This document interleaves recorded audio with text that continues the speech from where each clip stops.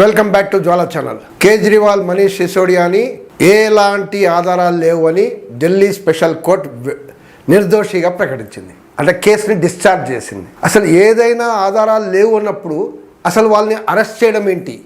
ఓ chief minister లాంటి ఉన్నతమైన పదవుల్లో ఉన్నవాడు, డిప్యూటీ చీఫ్ మినిస్టర్ ఉన్న వాళ్ళని ఆధారాలు లేకుండా మనీష్ సిసోడియాని 530 రోజులు, కేజ్రీవాల్ని 156 రోజులు మీరు అరెస్ట్ చేసి జైల్లో పెట్టగలిగితే సుప్రీంకోర్టు కూడా దాన్ని డిశ్చార్జ్ చేయకుండా వాళ్ళని ఏం ప్రకటించలేదంటే ఈరోజు ఈ స్పెషల్ కోర్టు మీకు ఆధారాలు లేవు అని చెప్పేసి డిక్లేర్ చేసింది.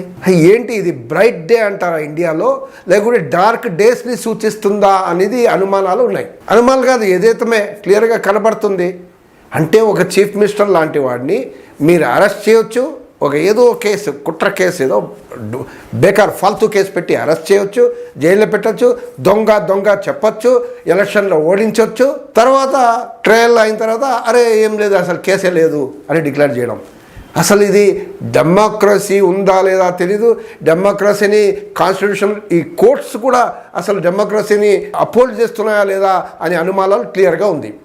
హైకోర్టు కానీ, సుప్రీంకోర్టు కానీ, లోయర్ కోర్ట్స్ కానీ, are they upholding the constitution? అంటే కాన్స్టిట్యూషన్ ప్రకారం తీర్పులు ఇస్తున్నారా, లేకుంటే ఒక గవర్నర్, ఢిల్లీ గవర్నర్ ఇది లిక్వర్ పాలసీ వేయడంతో అరెస్ట్ చేయించడం, అరే వెంటనే కోర్ట్స్ జోక్యం చేసుకోదా? అలా ఎలా ఏమంటే అరెస్ట్ చేయకపోతే వాళ్ళు ఫైల్స్, విట్నెస్ అన్నింటినీ తారుమారు చేస్తారంట. తారుమారు ఎట్లా చేస్తారండి? ఇప్పుడు ఏం తెలిసింది? అసలు ప్రైమా ఫేసి ఎవిడెన్సే లేదు, ప్రైమా ఫేసి సాక్ష్యాధారాలే లేవు అని కేసు చెప్తుంది. మరి సాక్ష్యాధారాన్ని అంతా ఇది చేస్తుంది, అతలాకుతం చేస్తుంది అనేది వాళ్ళపైన ఆరోపణలను చేశారు. అంటే ఈ రకంగా కేజ్రీవాల్ని దొంగ చెప్పారు, మీకు మనీష్ సిసోడియాని దొంగ చెప్పారు. వీళ్ళు ఆమ్ ఆద్మీ పార్టీ ఓ నిజాయితీ గల పార్టీ అనే పేరు మీద అధికారంలో వచ్చింది. స్కూలు, హాస్పిటళ్ళు ఇవన్నీ గవర్నమెంట్ తరఫున నడిపిస్తూ అదే రకంగా మీకు ఎలక్ట్రిసిటీ ఛార్జెస్, వాటర్ ఛార్జెస్ తగ్గించడంలో ఒక కీలక పాత్ర వహించింది. ఓ ప్రజల కోసం కొన్ని సంక్షేమ పథకాలని అమలు చేసింది. ఇలాంటి వాళ్ళని గుడ్ గవర్నెన్స్ అనేది ఏదో ఒక రకంగా అమలు చేస్తున్నప్పుడు వాళ్ళపైన ఒక దూషణ, వాళ్ళని ఎలగొట్టాలంటే, ఓడించాలంటే గుడ్ గవర్నెన్స్ కాదు వీళ్ళు దొంగలు అని వాళ్ళని చిత్రీకరించాలంటే ఓ బేకార్ కేసు, ఫేక్ కేసు వేయాలి. ఫేక్ కేసు వేసి అరెస్ట్ చేయించాలి. కోర్టులు కూడా సైలెంట్ ఉంది అప్పుడు. అంటే చాలా రోజుల తర్వాత బెయిల్ వచ్చింది. అంటే ఇన్ని రోజుల తర్వాత chief minister, deputy chief minister ఈ పరిస్థితి ఉంటే కామన్ మ్యాన్కి అసలు ఏంటి పరిస్థితి? అసలు న్యాయస్థానాలపైన, డెమోక్రసీ పైన మనకు నమ్మకం ఉంటుందా లేకుంటే సన్నగిల్లుతుందా అనేది ఈ కేసు చాలా క్లియర్గా కనపడుతుంటుంది.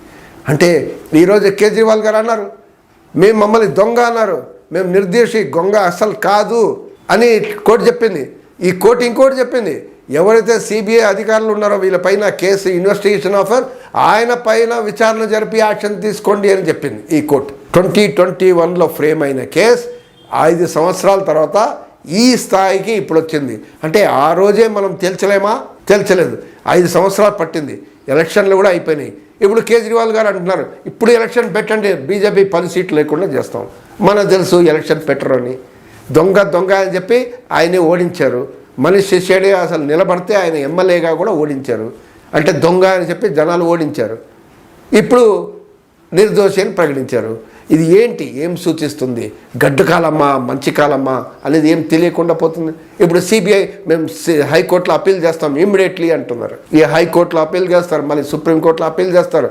ఆ జడ్జిలు ఎట్లా ఉంటారు? ఇప్పుడు మనకు అన్నీ తెలుసు, కోర్టులు ఎట్లా ఫంక్షన్ అవుతున్నాయి, ఏ జడ్జి ఎలాంటి డిసిషన్ తీసుకుంటున్నారు. ఉమర్ ఖాలిద్ కేసు చూస్తున్నాం, అది ఏ ఛార్జ్ షీట్ లేదు, ఇప్పుడు ఛార్జ్ షీట్ ఫైల్ కాలేదు. కానీ 5-6 సంవత్సరాల నుంచి ట్రయల్లో ఉన్నాడు ఆయన, 10 సంవత్సరాల నుంచి ట్రయల్లో ఉన్నాడు. ఈజ్ అండర్ ట్రయల్ కోర్టులో, is under jail. Charge sheet లేవు, కేసు ఫైల్ కాలేదు, బట్ అండర్ జైల్. ఏమంటే దేశ విరోధి. అంటే ఇలా మీరు ఏదైనా చెప్పి ఎవరినైనా దేశంలో ఇరికించవచ్చు అనేది ఇది ప్రూవ్ అయింది. అదే రకంగా ఈ కోర్టు కేసు ఆ రకంగా మనకు కొన్ని లెసన్స్ అనేది చెప్తుంది. ఈ ప్రజలు, ఈ ప్రజలు ఇక దీనిపైన రియాక్ట్ అవ్వాల్సిన అవసరం ఉంది. దేశంలో ప్రజాస్వామ్యం కోరే ప్రజలు ఈ న్యాయస్థానాలపైన, అదే రకంగా ఈ డెమోక్రటిక్ అడ్మినిస్ట్రేషన్ పైన, కాన్స్టిట్యూషన్ని అప్హోల్డ్ చేసే విధంగా తమ వాయిస్ని రైజ్ చేయాల్సిన అవసరం ఉందని నేను భావిస్తున్నాను. Thank you.